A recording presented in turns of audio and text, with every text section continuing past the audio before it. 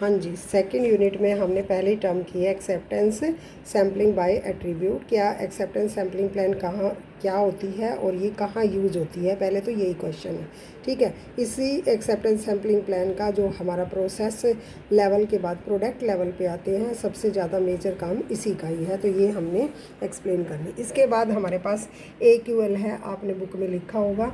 तो AQL जो हमने नेट पे से आपको नोट्स दिए हैं उसमें बहुत अच्छा है, पर लेकिन लास्ट में उन्होंने कि usually we denote the P यानी कि इन टर्म्स ऑफ प्रोबेबिलिटी हम इसको AQL को इस तरह से डिनोट करते हैं। PA से डिनोट होता है एक्सेप्टेंस, ए का मतलब है acceptance for the load, probability of acceptance of load भी इसको हम बोलते हैं AQL को, कि यानी कि probability of accepting of quality P1 quality का है तो हम लोड को क्या करेंगे, एक्सेप्ट करेंगे, और P1 क्वालिटी का नहीं है तो रिजेक्ट करेंगे, उसके रिजेक्शन की प्रोबेबिलिटी ये है।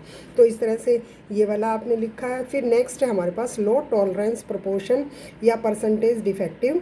तो लॉ टॉलरेंस परसेंटेज डिफेक्टिव का मतलब कि हमारे लोड के अंदर कितने परसेंट तक हम डिफेक्टिव कहेंगे, वो कौन सा मार्का है, that is denoted by PT। PT is usually the consider bed load के लिए हम PT डिनोट करते होते हैं, और ये हमने अगर उससे ज़्यादा हमारे पास उसमें नंबर ऑफ डिफेक्टिव पीस आ जाए सैंपल के अंदर तो हम रिजेक्ट कर देते हैं। देखो ये कह रहा है proportion PT are greater then.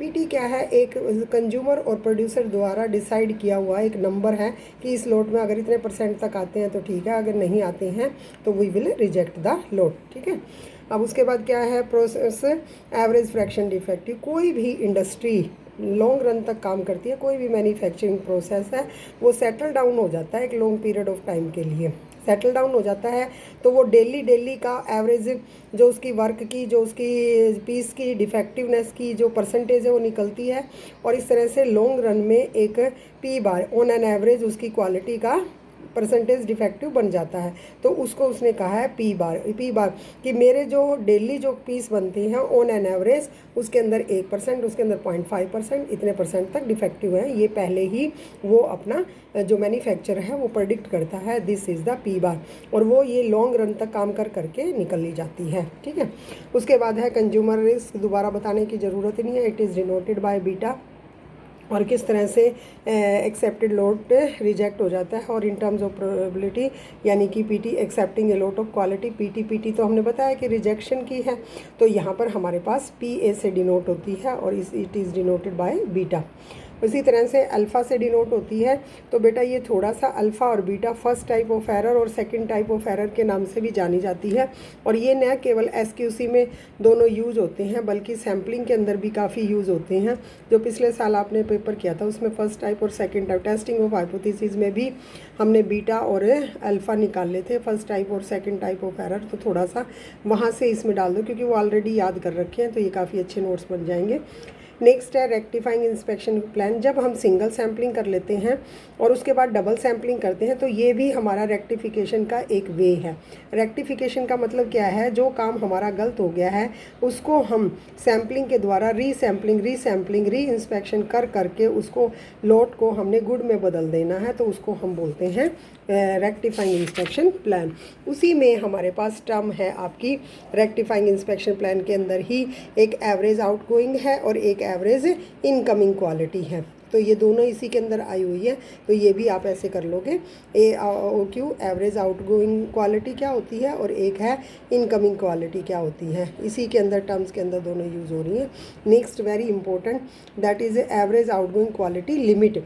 भाई एक लिमिट से बाहर अगर जाएगा, जब हमारे पास डेली हो रहे हैं डेली एवरेज आउटगोइंग क्वालिटी की, हाँ ये लोट हमने डिस्पैच किया है, इसकी डिफेक्टिव है ये इतने परसेंट, जैसे यहाँ से मैं बताती हूँ कि हमने एक लोट किया है तो उसकी है 0.1 डिफेक्टिव, फिर है 0.2 डिफेक्टिव, दूसरी बार, तीसरी बार हमने, चौथी बार हमने किया है, तो एक बार हमने किया था तो उसका क्या था, ये वाली समझो कि 0.7 समझो कि हमारे पास डिफेक्टिव थे, लेकिन वो PT से नीचे ही था, तो ये इस तरह से एवरेज आउटगोइंग क्वालिटी हमारी लिमिट बन जाती है। तो एक ही दिन आया था फिर हमने अपनी क्वालिटी को सुधार लिया था, इस तरह से धीरे धीरे इंक्रीज हुई, जैसे यहाँ 0.1 0.2 0.3 पे मैक्सिमम हुई, लेकिन फिर मैक्सिमम के बाद हमने देखा कि नहीं ये तो हमारे रिजेक्शन के पास जा रही है, तो फिर हमने कम करने लगे, 0.34 वगैरह पे हमारी क्या है एक्सेप्टेंस वाली जो क्वालिटी है उसकी लिमिट कम होने लगी। तो इस तरह से ये वाला टर्म्स भी आपको हमने समझा दिया, इसको अच्छे से कर लेना।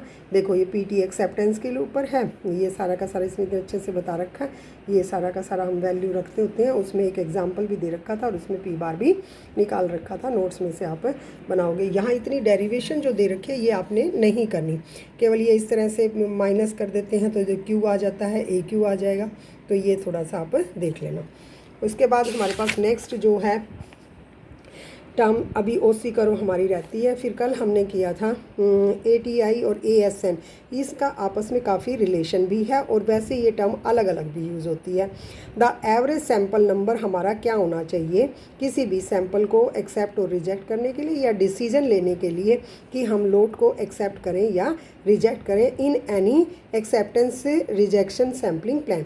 किसी भी एक्सेप्टेंस और रिजेक्शन सैम्पलिंग प्लान का मतलब क्यों हमने दोनों वर्ड यूज़ किए हैं, क्योंकि जब हम उसमें इंस्पेक्शन कर लेते हैं तभी हमें पता लगता है कि लोट इज़ एक्सेप्टेड या लोट इज़ रिजेक्टेड। तो इसलिए हमने एक्सेप्टेंस सैम्पलिंग प्लान को ही एक्सेप्टेंस रिजेक्शन सैम्पलिंग प्लान का नाम भी दिया है। Obviously it is a function of incoming quality. Incoming का मतलब हमारे पास पी क्वालिटी का माल होता है और उसके ऊपर हमारे को साइज़ देखना होता है कि हम कितना बड़ा साइज़ लें या हम 100% इंस्पेक्शन करें।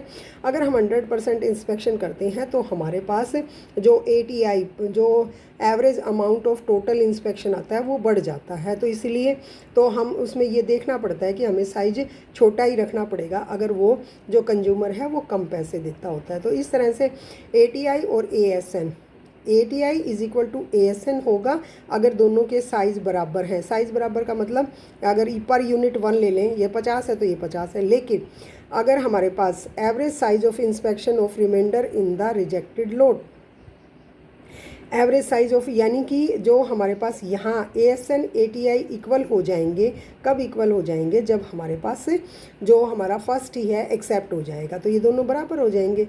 पहले ही हमने देखा और वो हमारे रिजेक्शन से पीटी क्वालिटी से नीचे था, उसमें डिफेक्टिव, तो ये कम है। जैसे अब ये कहा है दस if the lot is accepted on the basis of sampling inspection, पहले ही सैम्पलिंग इंस्पेक्शन पे हो गई तो ATI इक्वल हो गए, अदरवाइज़ ये कुछ ना कुछ उसमें ज़्यादा पैसे लगेंगे, ये अमाउंट उसका बढ़ जाएगा क्योंकि उसमें दोबारा सैम्पलिंग ऐसे करनी पड़ेगी। In another word ASN gives the average number of unit inspected पर एक्सेप्टेड लोड। ASN मतलब average amount, average sample number, S का मतलब सैंपल नंबर, ठीक है। फॉर एग्ज़ाम्पल अगर मेरा साइज़ n है तो हमारी अगर ये ATI ASN के बराबर है तो n का मतलब 50 है तो 50 रुपये, 100 है तो 100 रुपये, इस तरह से लगता होता है। तो थोड़ा सा ये पढ़ लेना। और फिर वो ये कह रहा था यहाँ पर हमारे पास क्या आएगा कि अगर LP क्वालिटी का है acceptance quality limit n into में एक्सेप्टेंस क्वालिटी लिमिट प्लस में Q आ जाएगा, Q का मतलब 1 माइनस में LP, और रिमेनिंग लोट का मतलब है 900 पीस रह गई हैं, उसके अंदर Q से जितना आएगा उतना ये अमाउंट बनेगा। अब LP is equal to PA यानी कि एक्सेप्टेंस क्वालिटी की probability, the probability of acceptance of a lot of P on the basis of sampling inspection. तो इस तरह से हमारे पास ये वाला ये ATI इज इक्वल टू ये लास्ट वाला ये वाला एक लिख देना। अगर हम इसमें LCM लें, इसको मल्टीप्लाई करें तो यहाँ से ये n का लेके इसको इसके साथ करोगे तो यहाँ सीधा आप आ जाएगा n माइनस 1 माइनस में LP, ठीक है। तो ये ATI जो है कभी कभी बराबर होता है SN के, कभी कभी ये क्या होता है ग्रेटर होता है, और लेस होने का तो इसमें सवाल नहीं है, ठीक है। तो इस तरह से फिर हम जब हम सिंगल सैम्पलिंग करेंगे, डबल सैम्पलिंग करेंगे तो वहाँ से हम लिख देंगे कि ATI सिंगल सैम्पलिंग में ये होती है, ASN सिंगल सैम्पलिंग में ये होती है, डबल सैम्पलिंग में ये होती है, तो वहाँ से ये इंक्रीज़ हो जाएगा, ठीक है।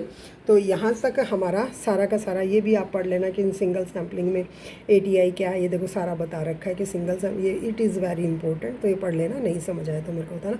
यहाँ तक आपके पास कंप्लीट होनी चाहिए। इसमें से एक हमारे पास जो टॉपिक है वो रह गया OC का, operating characteristic curve is a graphic representation of relationship between the probability of acceptance, जो कि हमारे पास LP से डिनोट होती है, variation in the lot for example जो हमारे पास ओसी कर्व है, ऑपरेटिंग कैरेक्टरिस्टिक कर्व है, तो वो किस तरह से बनेगी और इसके बारे में किस तरह से इंक्रीज होती है, डिक्रीज होती है, उसका क्या मीनिंग है, क्या एक्चुअल में ये वाला एक्सेप्टेंस के अंदर इसका यूटिलिटी है। तो ये वाला हमारा थोड़ा सा इसमें थ्योरी नहीं है, वो मैं अलग से आपको प्रोवाइड करूँगी, तो वहाँ से आप ये ओसी कर्व का लिख लेना।